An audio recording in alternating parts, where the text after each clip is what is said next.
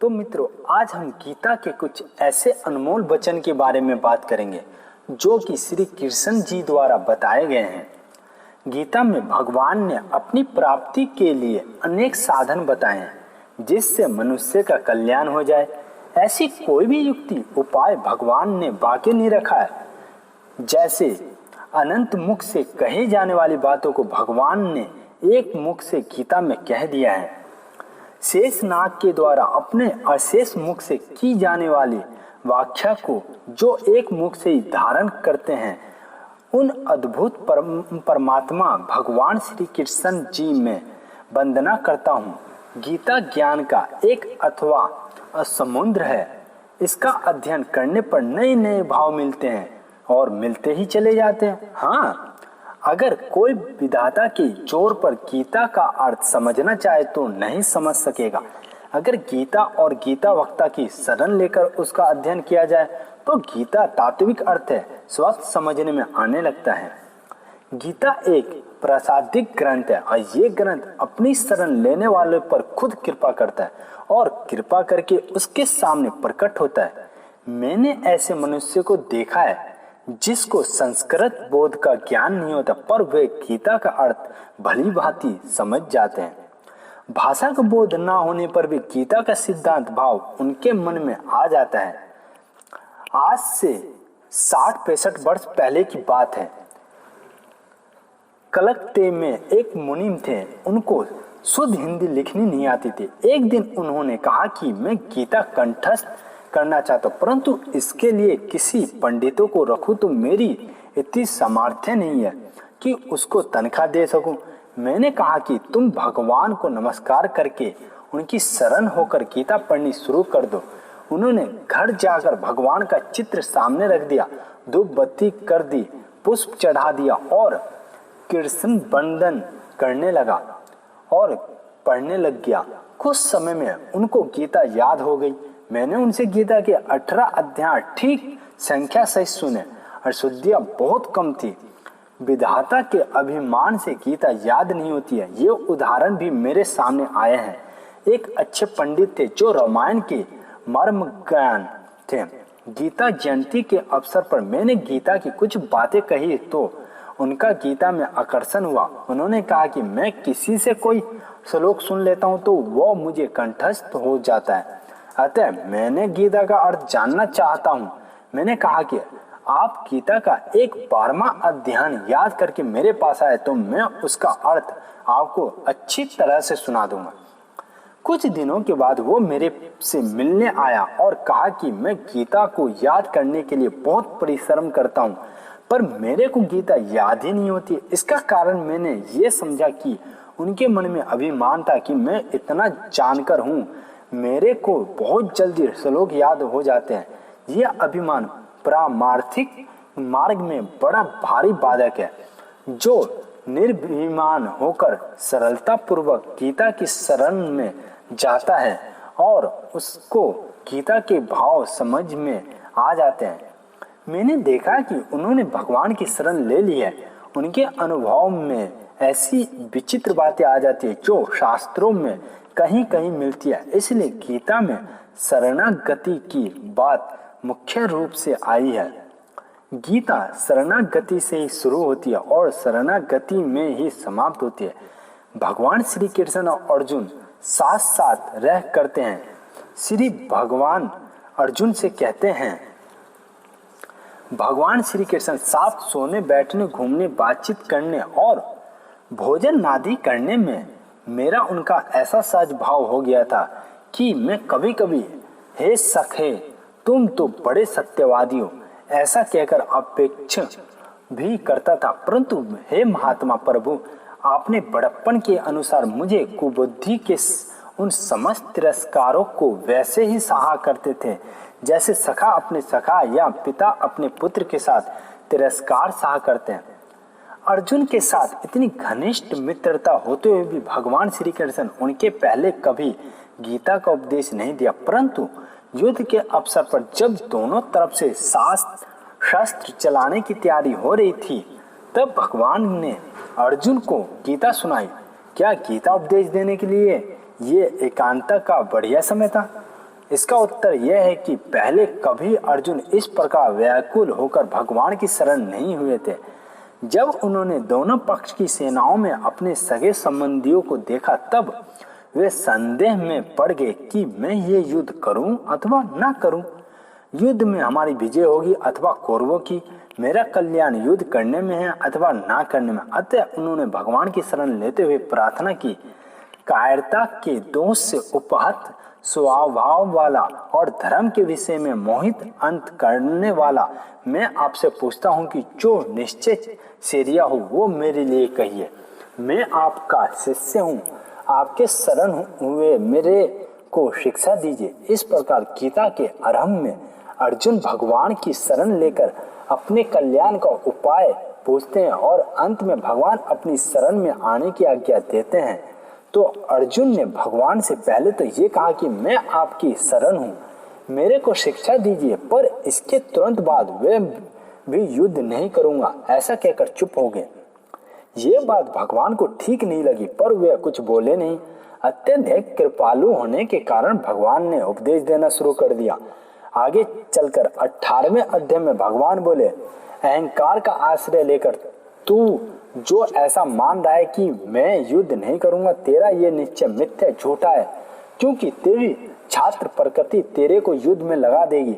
भगवान की कथन का तात्पर्य यह है कि मैं युद्ध नहीं करूंगा, ये वास्तव में अहंकार की शरण होना है, मेरी शरण होना नहीं। अगर मेरी शरणागति होती तो मैं ऐसा करूंगा, ऐसा नहीं करूंगा, यह ही नहीं हो सकता। अहंकार का शरणागति में महान बाधक है। वर्ण, आश्रम, जाति, विद्या, कुल, योग्यता, पद आदि को लेकर मैं कुछ हूँ ऐसा अभिमान शरण नहीं होने देता। अतः भगवान ने अर्जुन से कहा कि जैसी तेरी मर्जी आए वैसा कर।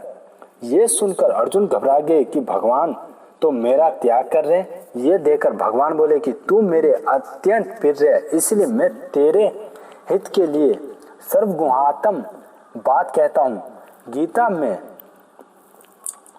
कहते हैं कि तू मेरा भक्त हो जा, मेरे में मानन वाला हो जा, मेरा पूजन करने वाला हो जा और मेरे को नमस्कार कर। ऐसा करने से तू मेरे को ही प्राप्त हो जाएगा।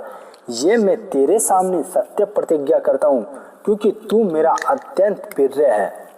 संपूर्ण धर्मों का आश्रय छोड़कर तू केवल मेरी शरण में आ जा, मैं तुझे संपूर्ण पापों से मुक्त कर दूंगा, चिंता मत कर। बाद में भगवान ने कहा कि यह सर्वगुणात्म वचन उस व्यक्ति से मत कहना जो अतपासवी है, अभक्त है, इस रहस्य को सुनना नहीं चाहता और मेरे में दोष दृष्टि करता है। इसमें ऐसा मालूम होता है कि भगवान ने दोनों तरफ से निषेध करके मानो डिब्बियों के बीच में दो सर्वगुणात्म श्लोक रत्न रखे हों। इन दोनों में भी शरणागति का मुख्य श्लोक अंतिम है। रामायण में भी जब सुग्रीव ने भगवान से कहा कि तुम इसे क्यों नहीं करते, तब भगवान ने कहा सखा सो त्यागु बल मोरे, सब विधि कटव काज में तोरे। अर्जुन ने भगवान से कहा कि धर्म का निर्णय करने में मेरी बुद्धि काम नहीं कर रही है, अतः मैं आपकी शरण हूँ। तो भगवान ने कहा कि तुझे धर्म का निर्णय करने की जरूरत ही नहीं है। सर्वधर्मा परित्याज्य, जिनके भीतर कामना है वे धर्म का आश्रय लेने वाले तो बार बार जन्माते हैं और मरते रहते हैं। ऐसा अतः धर्म का आश्रय ना लेकर अन्याय भाव से हे एक मेरी शरण ले। अर्जुन कहता है कि मैं युद्ध करूंगा तो पाप लगेगा, और भगवान कहते हैं कि तू युद्ध नहीं करेगा तो पाप लगेगा। परंतु अंत में भगवान अत्यंत कृपा करके कहते हैं कि तू पाप से मत डर, तू मेरी शरण में आ जा तो मैं तेरे को सब पापों से मुक्त कर दूंगा। इसके साथ ही भगवान आश्वासन भी देते हैं कि तू चिंता मत कर, संपूर्ण पाप और दुख भगवान से विमुख होने से ही होते हैं।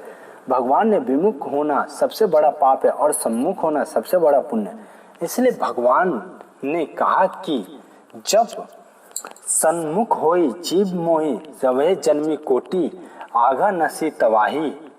भगवान के सम्मुख होने से पाप और दुखों का मूल नष्ट हो जाता है। संतानों ने कहा कि भगवान के सम्मुख होना पूरा पुण्य है और सद्गुणों सदाचारों में लाना आधा पुण्य है। इसी तरह भगवान से विमुख होना पूरा पाप है और दुराचारों में लगना आधा पाप है।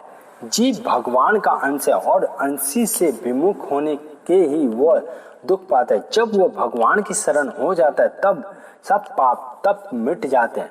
साधकों को चाहिए कि वह सरल हृदय से ऐसा कह दे कि हे नाथ, मैं आपका हूँ और मान ले कि मैं भगवान की शरण हो गया हूँ और भगवान ने मेरे को स्वीकार कर लिया।